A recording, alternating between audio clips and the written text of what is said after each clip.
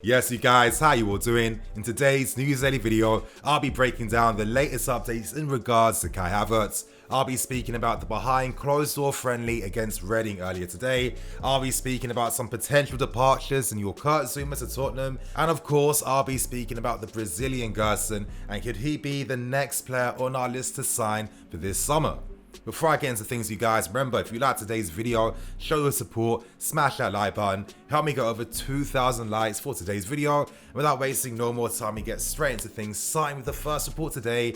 And I think it's time we speak about the friendly against Reading that happened earlier this afternoon. As you guys can literally see on screen, we played against Reading today, we beat them, the score was 1-0, and the goal came courtesy of Pedro. Now, of course, you guys, are the season restarting very soon in the next 11 days. Wow, I cannot wait. The first game will be against Aston Villa. It's going to be a big game. I'm hoping that the team are ready. And, you know, things are looking very promising. It seems like Lampard has a full-strength team to work with. I'm on the club's website right now, and they've posted some photos from the game earlier today.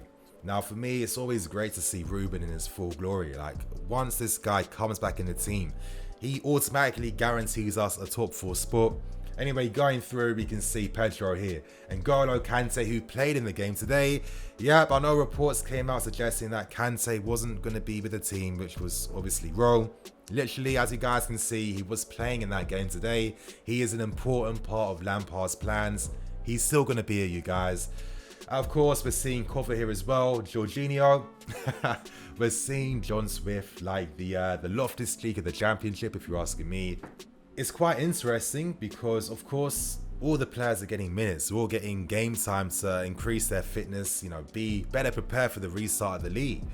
I'm looking at these photos, trying to get an understanding of who might be the first team players, who might not be, but I don't think that's even going to be the case right now.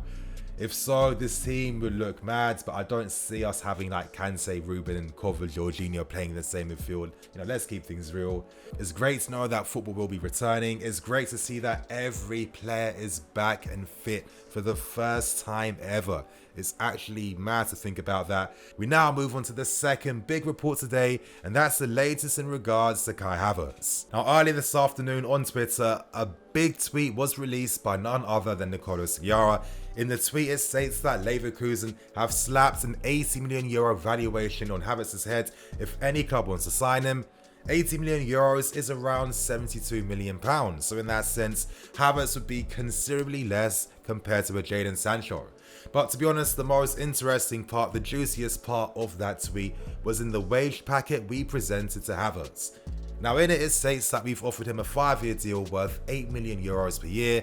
And you guys, is this like the clearest example of this move starting to pick up the pace, starting to go somewhere? Are our efforts to lead the race to sign the player, our efforts to make the first contact, which I spoke about in my previous video, you guys, are we starting to get somewhere with that? You know, I don't want to be the bearer of bad news, but when it comes to Nicolas Giara, he does have a reputation for falsifying things. Now earlier, he was the same guy to announce that Tammy Abraham was very close to signing a new contract extension, which just wasn't the case because Tammy's situation right now is to wait and hold things out. So he's had a reputation of doing things like this. There was this damning thread made about Sciarra. I'll probably link that somewhere in the video. But you know, the guy isn't the most trustworthy when it comes to news like this. The reality with the situation right now is that yes, we have made contact with Kai, we have presented our interest to Leverkusen, but this does not translate in a bids about to be made, wages being presented. Those things will take time. This Havertz deal is not going to be done in the next few days. This is going to take weeks, maybe even months. This is a player of very high profile who has the most interest from some of the biggest clubs in the world. The player has to take his time to fully think about his next career move, what club suits him best. He has to hear different proposals from different clubs so he can pick the best team suited for him. So in that sense, you guys, you need to be patient and stay tuned for the long haul, because I feel like this deal is going to take time until we finally understand where Havertz's head's at. Now last night, Leverkusen's CEO came out to mention that there was a possibility that Leverkusen would look to keep Havertz for another season. And I think this was quite obvious in regards to the fact that, yes, the contact we made is legit, it is real, and that's why Leverkusen made a statement. However, from Leverkusen's perspective, they know that Havertz's contract expires in 2 seasons' time. His contract expires in 2022, so if they don't sell him now, if they sold him in the following window, they will earn way less than the market valuation for the player. So Leverkusen's plan is to get Havertz to sign a new contract extension, giving them further power, giving them more say when it comes to negotiating and getting the most money out from a possible sale. Because originally, back in the day, there were reports suggesting that Havertz could cost way over 100 million. And obviously, if you're Leverkusen and you developed one of the best young players in the world, then you have every right to get as much money as possible.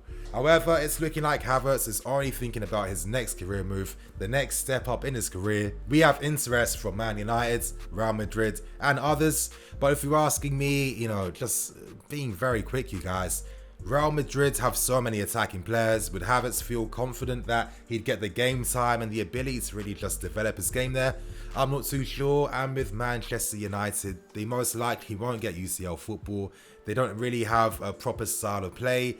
How can you really trust a club like that when they've had a habit of not getting the best out of big money signings? So I think we have a strong possibility. Our football, our manager, his friends, teammates, etc., etc. We'll see what happens, you guys. But to end with a Kai Havertz report, news came out from The Guardian late last night suggesting that if we don't sign Havertz, our plan B instead will be Ben Rama from Brentford, which is quite interesting. I think there is an advantage to looking at players in this country because Ben Rama, obviously playing in the Championship, is in this country, meaning that if he was signed, I don't think the player will have to have his 2-week quarantine periods, which is going to happen to any international signings made. So, that is going to be quite interesting to see. I feel like Ben Rama definitely has the talent. He definitely has the ability. I personally feel like he has the ability to play for a top 4 team. The way he's playing football, it's not like any player can do that. We can't dismiss him. And the Championship's quality is a lot better than it used to be. Way better than it used to be, you guys. I think Ben Rama would be a very exciting plan B option, but it will still make me question why we didn't just re-sign Boga. Who knows, you guys, but we'll see what happens.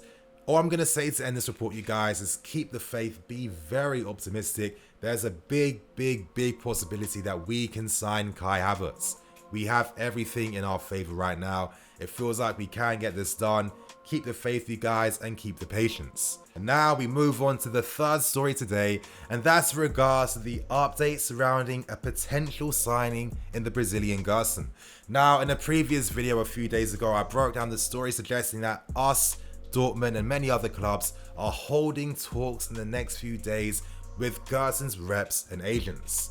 Anyway, some really interesting updates in regards to this story. It turns out that GERSON's agents and reps are none other than Bertolucci and Kierji Bakarian. Now, I know that you guys know everything about these guys the minute I brought up their name. They've had a big history in helping players sign for this club.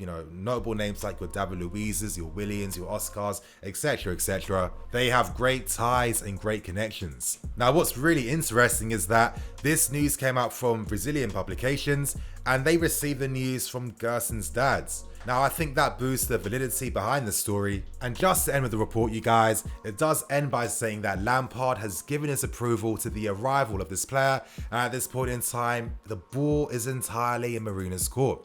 It's up to her to negotiate. It's up to her to persuade the player to sign. It's up to her to make the best possible deal for us. Now, they're claiming that offers are going to be presented in the next few weeks.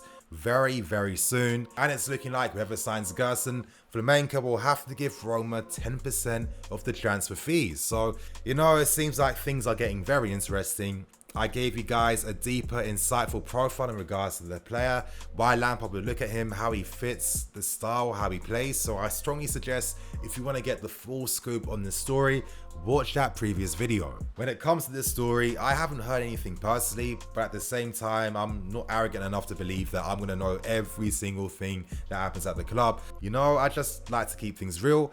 But I do think that if GERSON was signed, then it really implies a lot that, okay, a midfielder's leaving and GERSON's going to replace them. So I'm guessing that could be maybe a Ross Barkley, that could be a Jorginho, that could be both.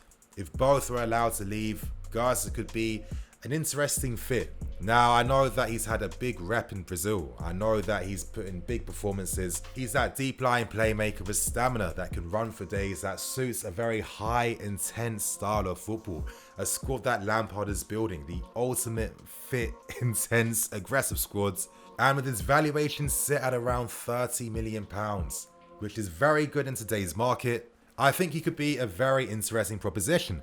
However, I don't necessarily see him as one of the key prime players being looked at right now. Instead, I think he's a player that will be looked at depending on what happens with other squad players in the team. And now, you guys, we end things with the final story today, and that's in regards to the latest surrounding Kurt Zouma. Now, could we be seeing Zouma leaving come the end of this current season? Hopefully that isn't going to be the case. You know, I really rate Zouma a lot, but it seems like there's a lot of interest coming from Tottenham and from Everton as well. Quotes actually came suggesting that Tottenham were looking to sign Zouma to add to Mourinho's squad. It's obvious that Mourinho is a big fan of Kurt. You know, he's had so many positive things to say about the player over the years. And Tottenham need defensive reinforcements, as Vertonghen and Co could potentially leave. Now, Spurs could have competition from Everton, who have also had a long-term interest in Kurt Zouma. Of course, being unlucky with not being able to sign him after his loan spell. And, you know, it gets me thinking about the validity of this news. Now, of course, we can understand that if we do sign a new left-footed defender, which this team needs, which the system does need, then one of our current defenders will have to be sacrificed. In the case of Kurt Zouma, he currently has 3 years left on his deal, meaning that it would take a big bid to let a player of his magnitude go. And to keep it real, I think it would be very unfortunate, because I personally think that Zouma has been probably our best defender this season. He's made the fewest mistakes, he's produced the most vital moments as well, he's been the best defensively. I'm not seeing him losing out on aerial duels or ground duels, etc, etc. If Zouma was sold, then I think it's purely business. Pure, ruthless business. He'd have to be sacrificed, I guess, because of course Tomori is the young talent who Lampard has big hopes in. Christensen is valued very highly as well. Rudiger, of course, if you're going to go after Havertz, if Werner's coming, then I guess you have to keep this player here. So if you were desperate to get a left-footed centre-back immediately, then you might consider letting Kurt Zouma go as that sacrificial player to let go. I hope that's not going to be the case, you guys. We're going to see what happens. Of course, depending on the market, depending on how things go, there is a possibility that we don't even sign a left-footed centre-back for this window. Who knows what happens in January? We'll have to see. But for right now, you guys, because the season has not ended just yet, I feel like a lot can happen before the season ends. Opinions can change. Lampard can have different evaluations over things as well. So right now, I wouldn't take this news too seriously. I wouldn't take it to heart too much. And to be honest, I don't even think the club would even entertain the idea of selling one of our players to Tottenham. But anyway, you guys, that's going to be me for today. Remember to like, comment, and subscribe. Thank you for watching. I'm Nini FC. This is Blue Lions TV. I'll see you guys later with some more videos.